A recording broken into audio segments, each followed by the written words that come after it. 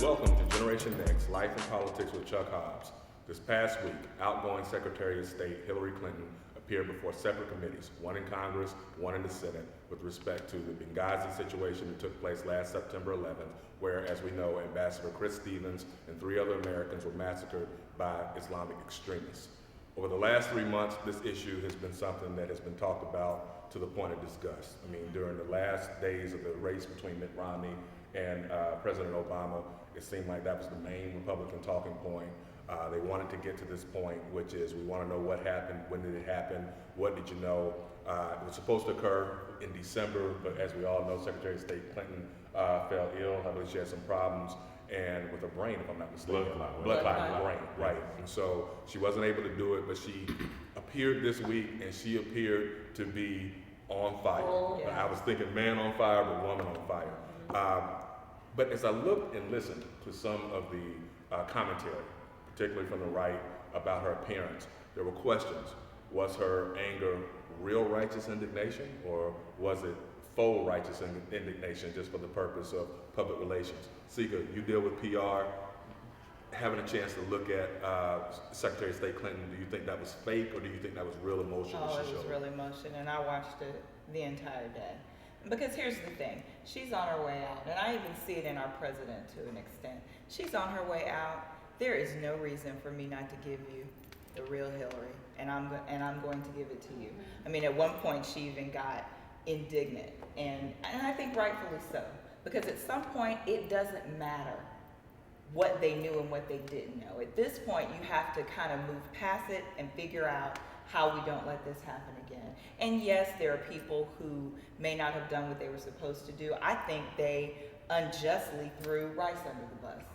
You know, and when you talk about giving people talking points, that's what we do in public relations. It's a situation report, and we're giving you what we know. So when you're the mouthpiece, you say what we give you. Now, if we give you the wrong information, then that's our heads. It shouldn't be your head. She has taken full responsibility for what happened. I don't know what else they want, but I absolutely don't think it was manufactured. I think that was Hillary, and I'll tell you something else. I think that's the Hillary we're going to see in 2016. You can quote me on it if you want to. Is that your front runner heading in? Absolutely. She's definitely going to run. All right. Absolutely. Okay. Yeah. But what is she, well, just as a side, what if she runs against Joe Biden? It seemed like he was getting excited about that this past week in the inaugural parade. Does he need to sit down? I don't think he'd grab any traction. No, but she did attempt to outgaff Joe Biden in that hearing when she said, "What difference does it make?" That was well, great. It makes a lot of difference. Okay. Because we're trying to find out what happened. We know people screwed up 10 ways from Sunday, not only during that night the Benghazi situation was happening, but in the trying to figure out and explain to the American people what happened. We know they screwed up that night. We know they lied about it the next day. And as far as was it real emotion or not, I don't know if it was or it wasn't, because I know Hillary's smart enough and calculating enough to know when to get indignant. And to, she's a Clinton. They're like reptiles. They don't have emotions like we have. They do what they need to do. She's a smart lady. She's not an emotional lady. She's very, very smart. She's very, very calculating. She knew when to get excited and when not to. And you'll notice a couple of times when she got excited, she never answered the question she was asked because she deflected it with her indignation. It's a smart thing to do. That's what most politicians do, though. And I think that Hillary gets a lot of the attention that she gets, fair or not, because of Bill and their 8 years in the White House. She will never get a break on this or any other issue because it's a Hillary Clinton, Bill Clinton issue. Regardless of whether it's her job or not, Bill will always be attached to that name. I mean, this, and I agree with you. There are some things that we still don't know about the whole process and what happened. And I think that she is. I don't know if she's correctly doing it. I think that she is protecting whoever it is that should be getting the full brunt of this. Because I don't think it's her fault, but. Because there were some issues with communication and what came out and what were the talking points. She has to. I guess she's just proving some kind of loyalty to her people. I think that's the whole thing. Zach, I have to disagree with you. I think it is what difference does it make, and I think that there are certain things that we're just not going to know. There are certain things that we cannot know for the safety of the people that we're putting in those posts and those positions. I believe it was, she was saying that they were worried about saying that it was a protest situation because they didn't want to, make it even more, to heighten the fear even more or to give them any more power than they already had.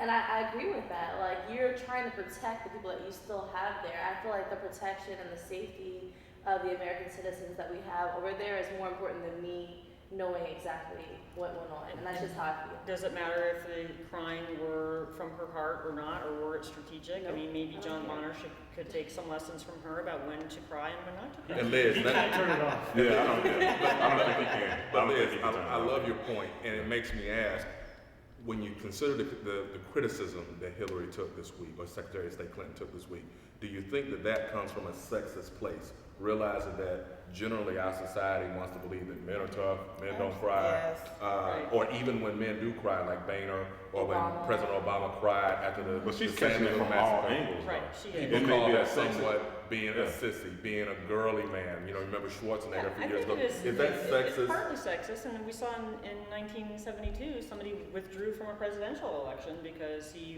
people thought that he was crying. He said later on that it was really melting snow on his face. Oh, God. It's You're becoming allowed. more acceptable to cry. We had this conversation before, Yes. and I think that as we respect women more and they're more frequently holding office, we'll see that people are real and they have real emotions. She's a grown-up. You're allowed to tell her you're doing a bad job and you screwed up. That's not sexist.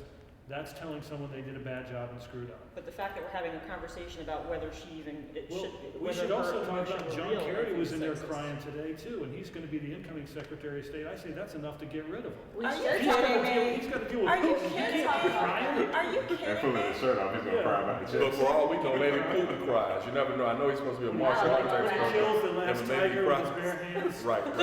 My point was that she's just catching it from all angles. There may be there's gonna always be some sexist people out there.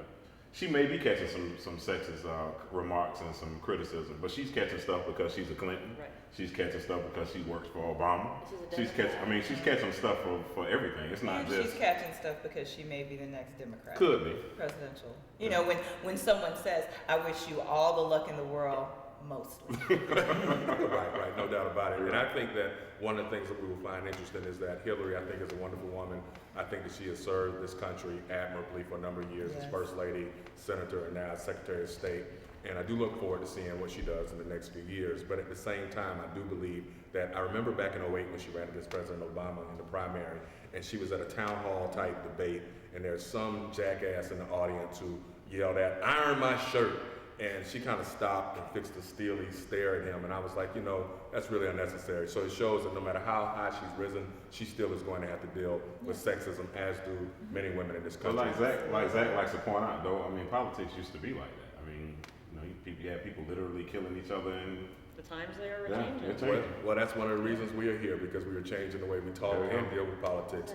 Thank you for joining us.